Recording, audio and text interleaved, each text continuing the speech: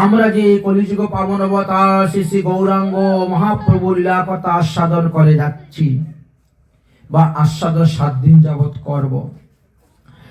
এই মহাপ্রভু ভক্ত না ভগবান, এই নিয়ে অনেক মতভেদ আছে অনেক অনেক সম্প্রদায়ের কাছে। তাদের সেই সমস্ত সন্দেহকে ভঞ্জন করার জন্য আমাদের কতগুলা শাস্ত্র প্রমাণ মহাজনগণ দিয়ে গেছেন।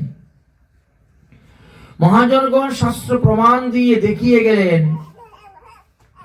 যে মহাপ্রভু শুধু ভগবান নন, তিনি স্বয়ং ভগবান। মহাপ্রভু শুধু ঈশ্বর নয়, তিনি পরম ঈশ্বর। মহাপ্রভু শুধু অবতার নন, তিনি অবতারী। তার প্রমাণ দিয়ে গেছেন।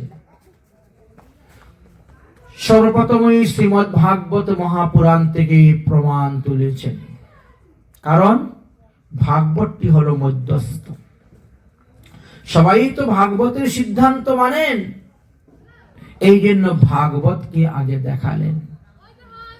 বললেন যে ভাগবতে দশম স্কন্ধের 8ম অধ্যায়ের 13 নম্বর শ্লোকেতে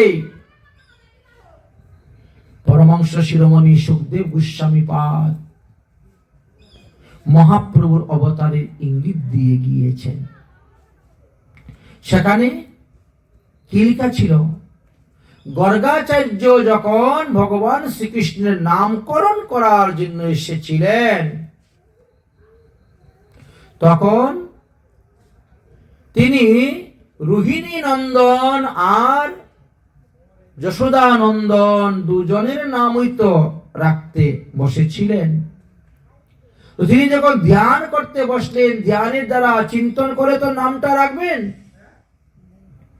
ধ্যান করতে যখন বসেছেন, তখন তিনি ধ্যানের মধ্যে দেখে কি বলেছিলেন? মা যশোদাকে কি বলেছিলেন? রোহিণীকে আসনং বর্ণাত্রয়োঃসাহং গুরুন্তয় মনোযুগতম তনু শুক্ল রক্ত তথা পীত ইদানীম কৃষ্ণতাঙ্গতম।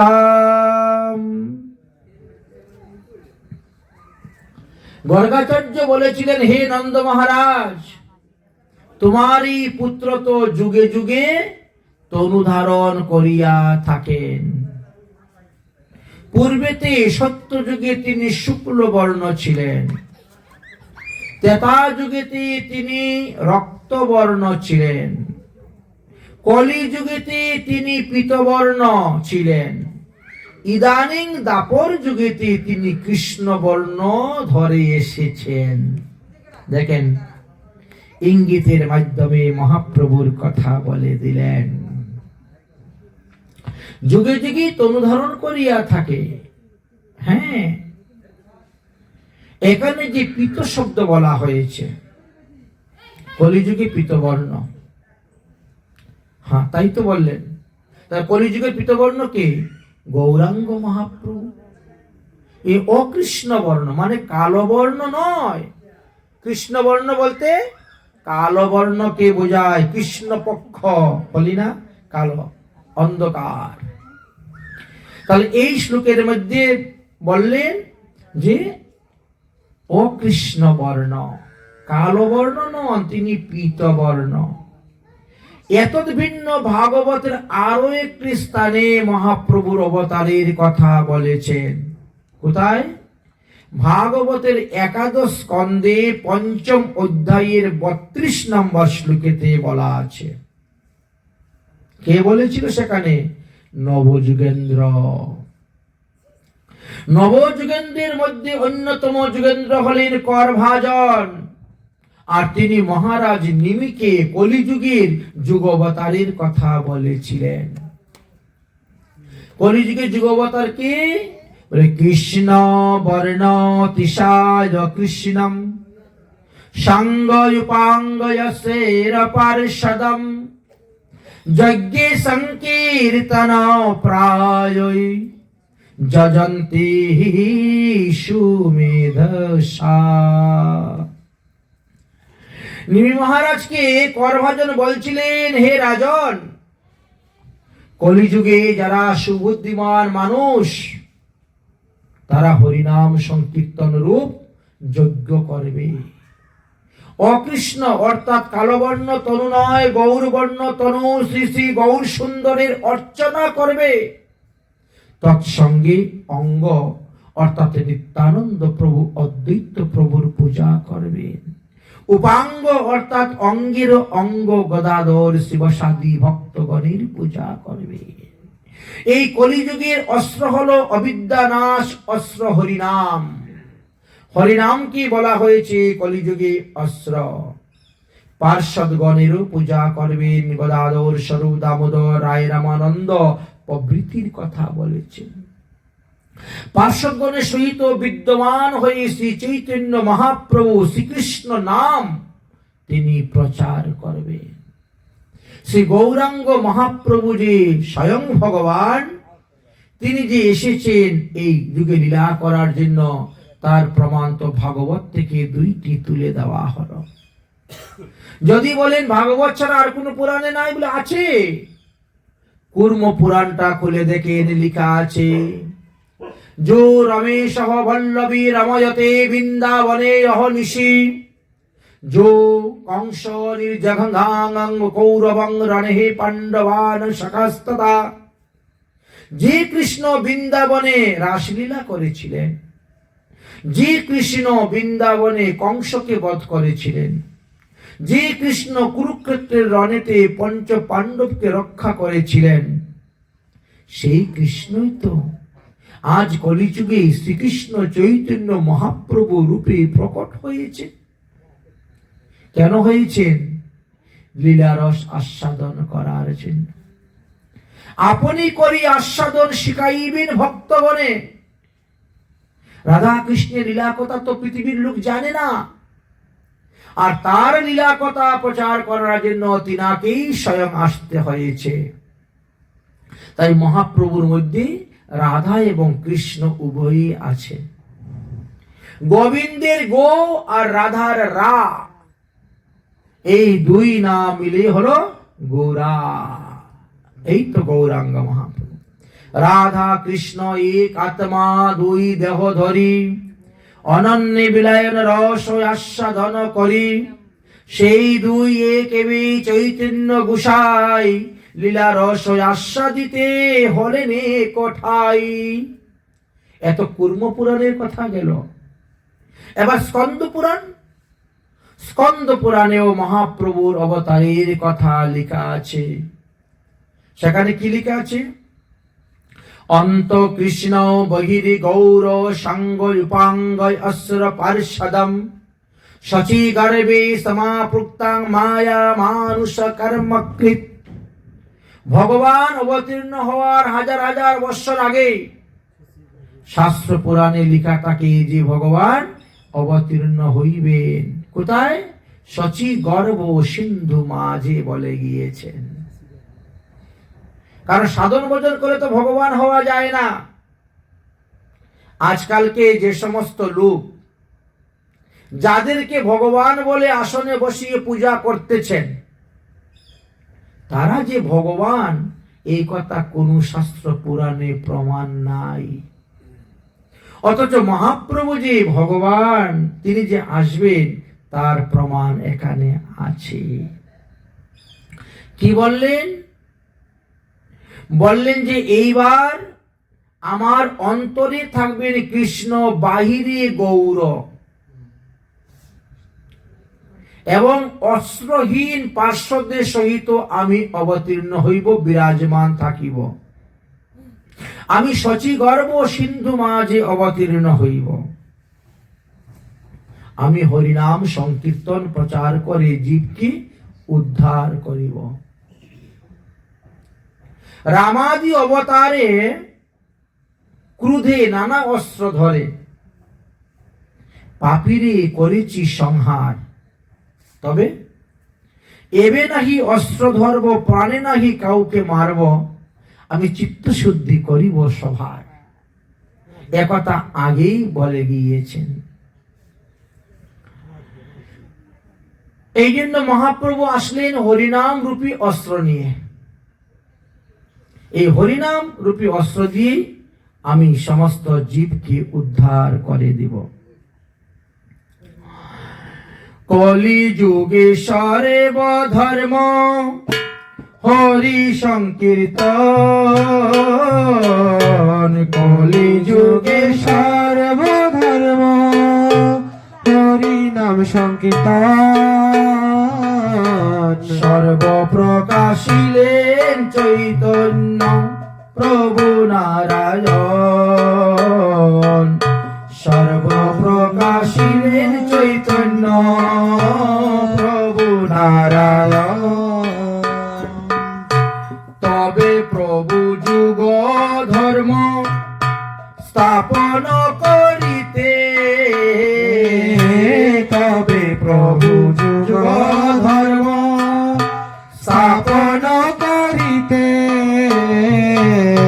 সাঙ্গু পাঙ্গে অবতীর্ণ হন পৃথিবীতে, সঙ্গপাঙ্গ অবতীর্ণ হন পৃথিবীতে। অর্থাৎ ভগবান একা আসেন নাই। দাপর যুগে যারা যারা তিনার লীলার সহায়ক রূপে ছিল, ত্রেতা যুগে যারা যারা তিনার লীলার সহায়ক রূপে ছিলেন, সত্য যুগে যারা যারা তিনার লীলার সহায়ক রূপে ছিলেন, সবাইকে নিয়ে সেই ভগবান অবতীর্ণ হয়েছেন এই কলিযুগে। এই জন্য বলা হয়েছে ধন্য কলিযুগ। এই কহে ভাগবতে সর্বতত্ত্ব সার, কহে ভাগবতে সর্বতত্ত্ব সার, কীর্তন নির্মিত গৌর চন্দ্রের অবতার, কীর্তিও নির্মিত গৌর চন্দ্রের অবতার, কলি যুগে ধারে মহয় হরি সংকীর্তন, কলি যুগের ধর্ম হয় হরি সংকীর্তন, এক করতে অবতীর্ণ শ্রী সচির নন্দন, এক করতে অবতীর্ণ শ্রী সচির নন্দন, কলি যুগের সংকীর্তন ধর্ম পালিবারে, কলি যুগে সংকীর্তন ধর্ম পালিবারে, অবতীর্ণ হইলা প্রভু সর্বোপরি করে, অবতীর্ণ হইলা প্রভু সর্বোপরি করে। ভগবান যখন পৃথিবীতে আসেন তখন তার পরিজনগণ, তার আপনজনগণ, তার পার্শ্বদগণকে আগে পাঠিয়ে দেন, যাও তোমরা গিয়ে পরিবেশটা তৈরি করো, তারপর আমি আসতেছি। বুঝলেন? এই জন্য মানুষ বলে এর তো ছোট, অদ্বৈত প্রভু সবার আগে আসছেন, তারপর নিত্যানন্দ প্রভু আসছেন, শ্রীবাস পণ্ডিত এসেছেন, তারপরে মহাপ্রভু আসছেন, আর মহাপ্রভুর কয়েকদিন পরে গদাধর পণ্ডিত চলে এসেছেন। এখন চিন্তা করেন তো। তাই মহাপ্রভু যে স্বয়ং ভগবান তার প্রমাণ অনেক গ্রন্থে আছে। কুর্ম পুরাণে আরেকটা স্থানে লেখা আছে, কলিনাদহমানানাম উদ্ধারানাম তনুভৃতাম জন্ম প্রথম সন্ধ্যায়াম করিষ্যামি দ্বিজাস্যুত।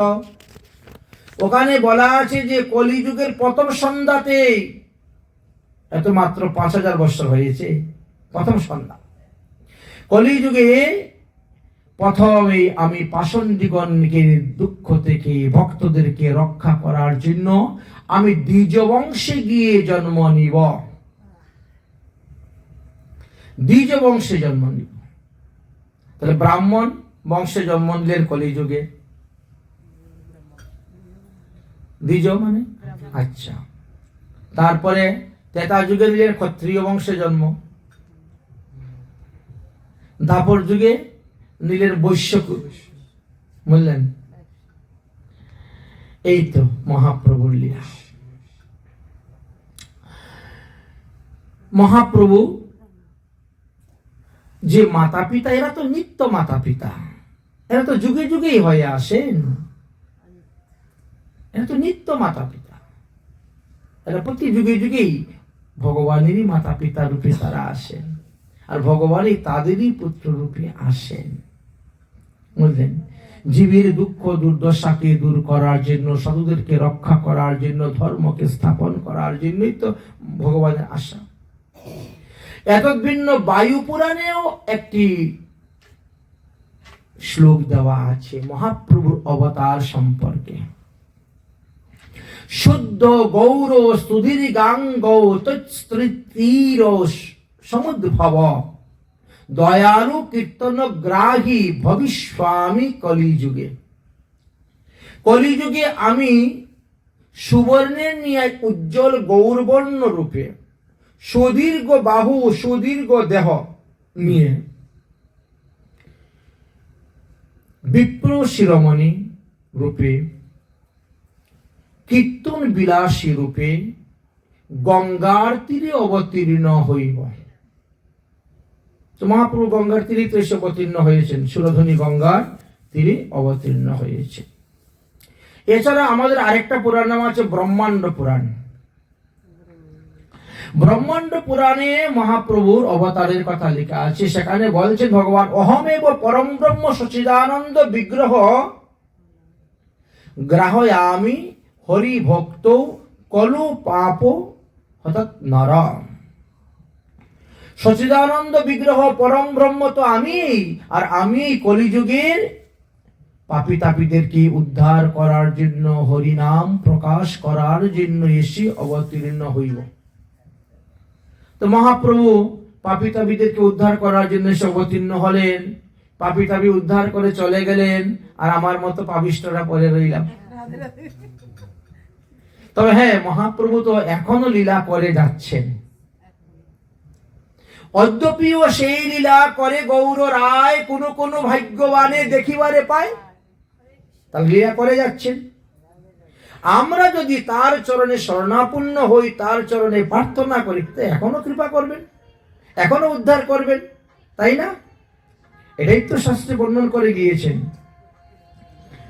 তাহলে প্রার্থনা করি আমরা, গৌরাঙ্গ তুমি মোরে দয়া না ছাড়িও, গৌরাঙ্গ তুমি মোরে দয়া না ছাড়িও,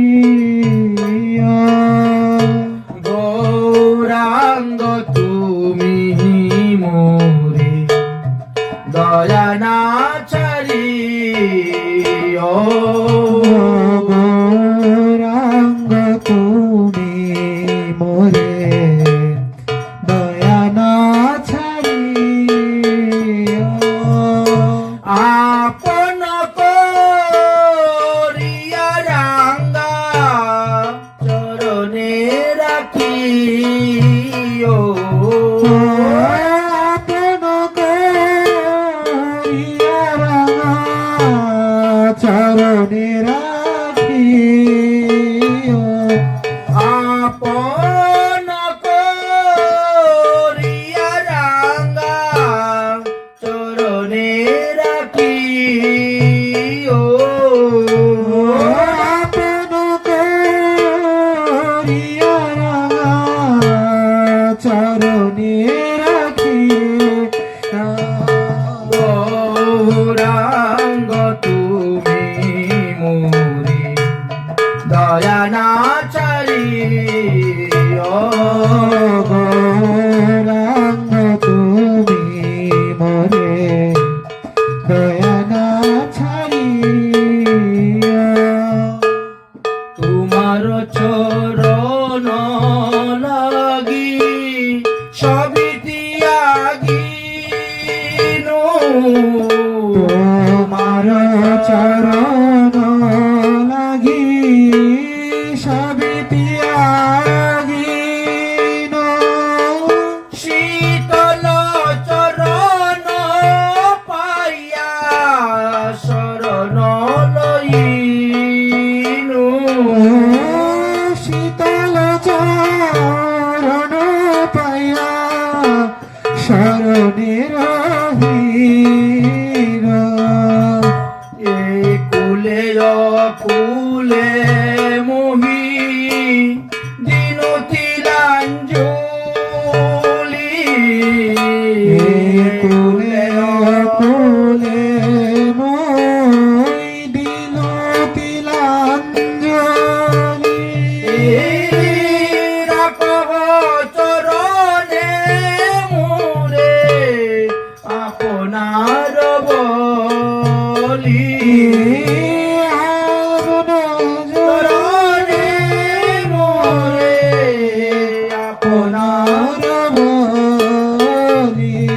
বাসুদেব ঘোষ বলে চরণে দরিয়া বাসুদেব ঘোষ বলে চরণ ধরিয়া আর কৃপা করি রাখো মোরে পদ ছায়া দিয়া কৃপা করে রাখো মোরে পদ ছাড়িয়া গৌরাঙ্গ তুমি মোরে দয়া না ছাড়ি ও গৌরাঙ্গ তুমি মোরে দয়া না ছাড়ি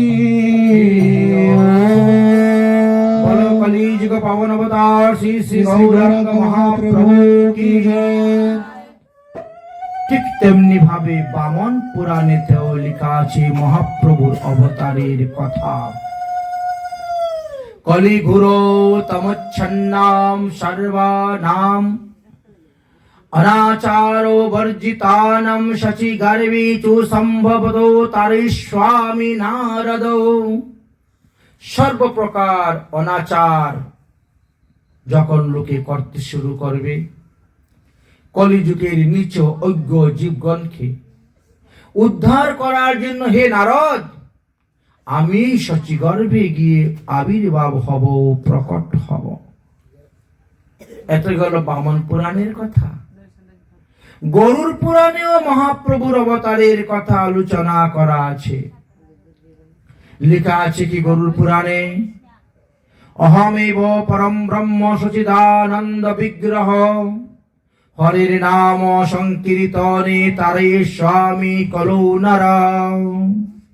সচিদানন্দ বিগ্রহ পরম ব্রহ্ম আমি এই হরিনাম সংকীর্তনের দ্বারা কলিযুগের জীবকে উদ্ধার করিব।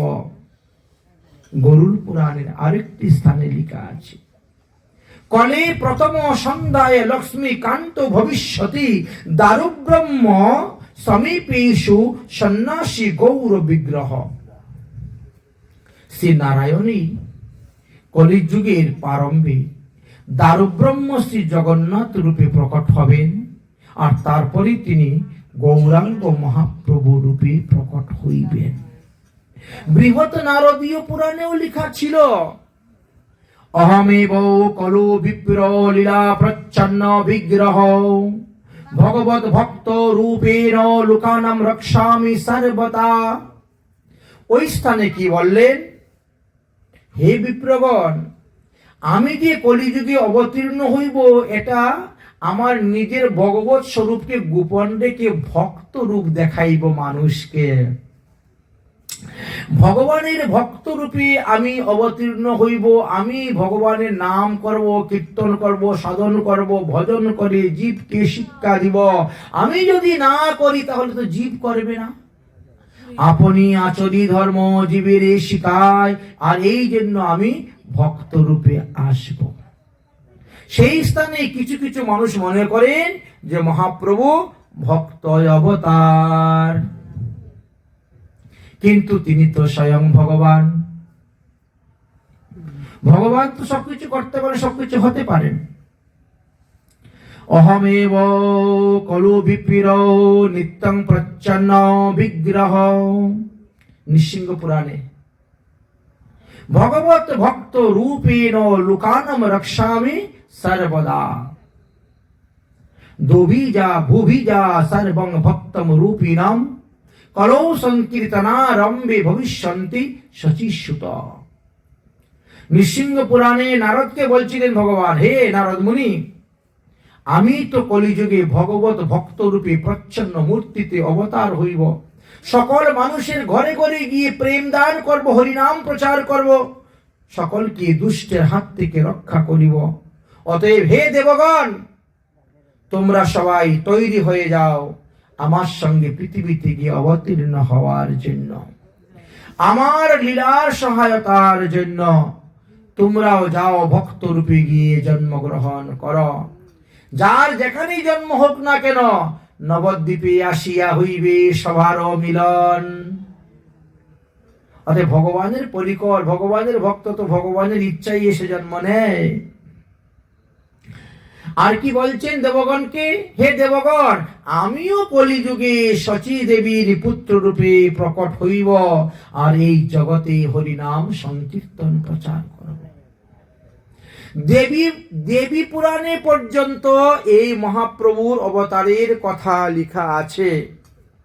দেবী পুরাণে মহাদেব উবাচ, মহাদেব পার্বতীকে বলছে, হে পার্বতী, ভক্তি যোগ প্রকাশায় লোকস্য অনুগ্রহায় চ সন্ন্যাসয়া স্বয়ং মিশ্রণম কৃষ্ণ চৈতন্য নামধৃক।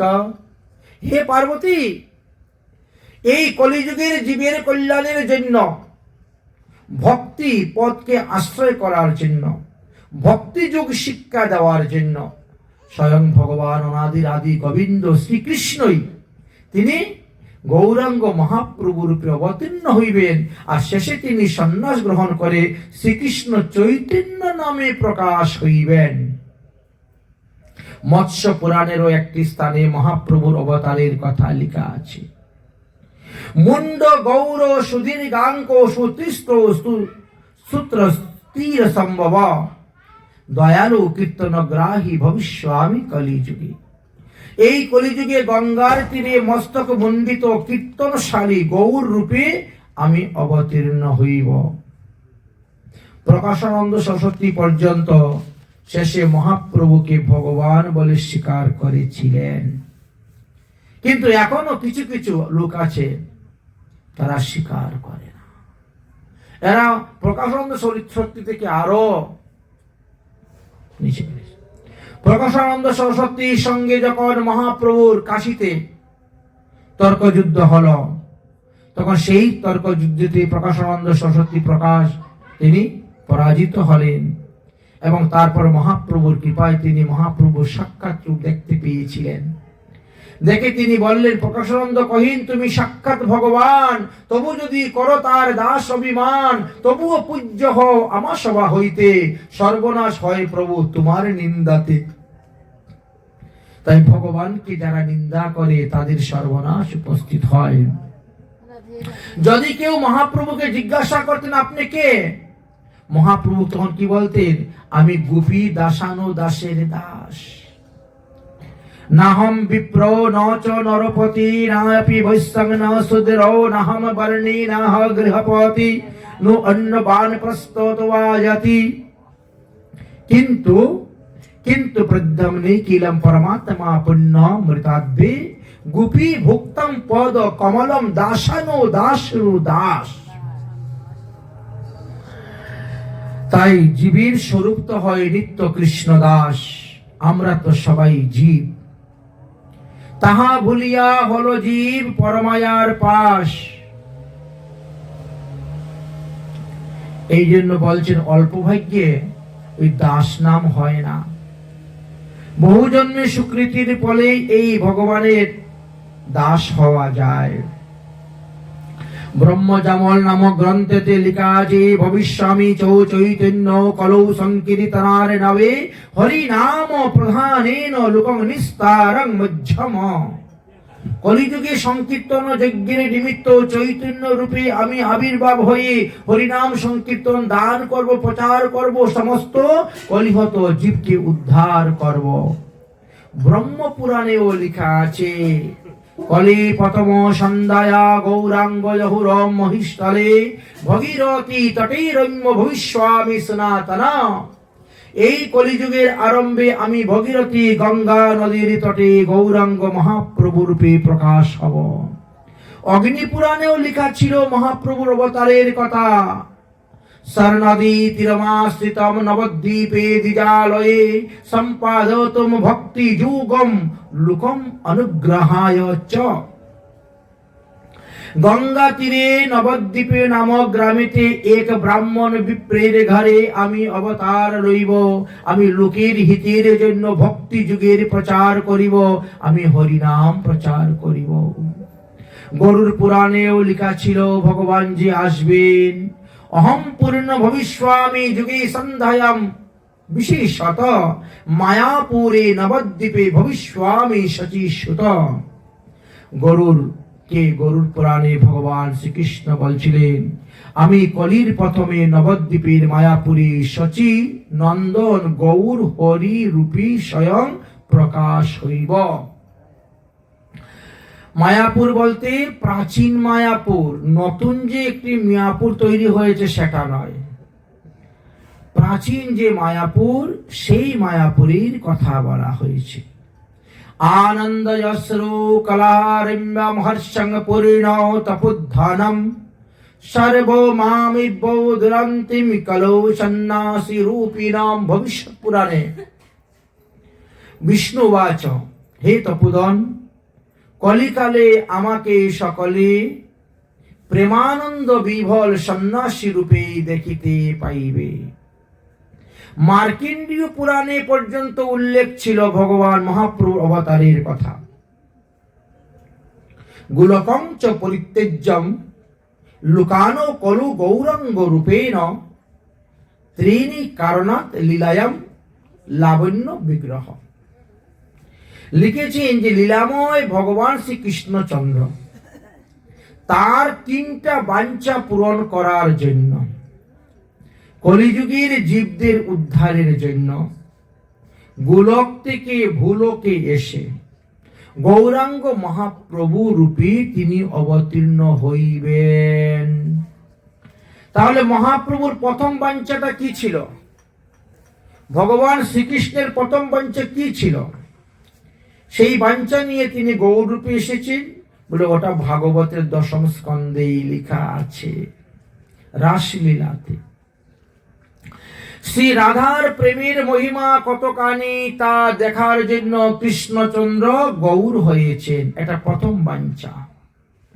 দ্বিতীয় বাঞ্ছা রাধারানীর সেই প্রেমের অলৌকিক অনুপাতে শ্রীকৃষ্ণের মাধুর্য চমৎকারিতা কতখানি ছিল তা দেখার জন্য তিনি গৌর হয়েছেন। আর তৃতীয় বাঞ্ছা ছিল সেই চমৎকারিতা অনুভব করে রাধা রানী কতটা আনন্দিত হতেন, তার প্রেম সিন্ধু খনি কতটা উচ্চলিত হয়ে উঠত সেটা বোঝার জন্য তিনি গৌরাঙ্গ মহাপ্রভু রূপে এসেছিলেন। এটাই হলো নিয়ম। যেই দাপরে হয় কৃষ্ণ অবতার, তার পরের কলিযুগেই গৌরাঙ্গ মহাপ্রভুর অবতার হবে। কৃষ্ণ নাহি মানে তারে দৈত্য করে মানি, আর চৈতন্য যে না মানে তারেও দৈত্য বলিয়াই জানি। এই কলিযুগে যারা মহাপ্রভুকে ভগবান বলে মানে না, তিনার জন্ম জয়ন্তী ব্রত পালন করে না, বলছেন তারাও দৈত্যের মধ্যেই পড়ে। একথা কে বলেছেন? চৈতন্য মঙ্গল নামক গ্রন্থেতে লেখা আছে। বললেন তাহলে গৌরাঙ্গ গৌর দুস্তারাঙ্গ পড়তেস্তু তুত্র কৃতাঞ্জলিম নন্দ গোপ সরুশ্চৈব নমস্বামী গদাগ্রজম। ব্রহ্মজামল গ্রন্থেতে লেখা আছে শ্রীকৃষ্ণই গৌরাঙ্গ রূপে এসেছেন, প্রকাশ হয়েছেন, আর নিত্যানন্দ বলরাম নিত্যানন্দ রূপে এসে প্রকাশ হয়েছেন। আমি সেই গৌর সুন্দরকে নমস্কার করি, প্রণাম করি।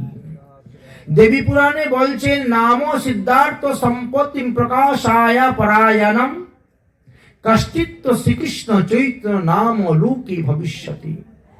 মহাদেব পার্বতীকে বলেছিলেন যে ভগবানের নামই তো সবকিছু। এই সিদ্ধান্তটাকে স্থাপন করার জন্যই ভগবান অনাদির আদি গোবিন্দ শ্রীকৃষ্ণচন্দ্র কলিযুগে শ্রীকৃষ্ণ চৈতন্য রূপে প্রকট হয়ে তিনি দেখিয়ে দিয়াবেন, হেন কৃষ্ণময় চৈতন্য না ভোজে যেই জন স্বর্গ উত্তম হইলেও তারে অসুরে গণন। তিনি যত বড়ই উত্তম হোক না কেন অসুরে গণন। কেউ কেউ বলেন যে মহাপ্রভু যে অবতার, তাহলে তো ওখানে যখন 24 অবতারের কথা বর্ণন করা হয়েছিল ভাগবতের প্রথম স্কন্ধের 3য় অধ্যায়ে, তখন কেন সেখানে মহাপ্রভুর নাম ধরা হলো না? আমাদের মহাজনগণ তখন সেখানে টিকা করলেন। মহাজনগণ বললেন, দেখো ব্যাসদেব এখানে সমস্ত অবতারের কথা আলোচনা করে যাচ্ছেন, কিন্তু তিনি কোনো অবতারের কথা সেখানে বলেন নাই। আর মহাপ্রভু কোনো সাধারণ অবতার নন, তিনি অবতারই বলে সেখানে তিনার নাম ধরা হয় নাই। এত ভিন্ন অন্যান্য স্থানে নাম ধরা হয়েছে। ভাগবতের 3টি স্থানে আমরা মহাপ্রভুর অবতার দেখতে পাই। তাহলে মহাপ্রভু হলেন অবতারের সার, অর্থাৎ অবতারী। এবং অবতারের সার গোরায় অবতার, কেন না ভজিলি তারে।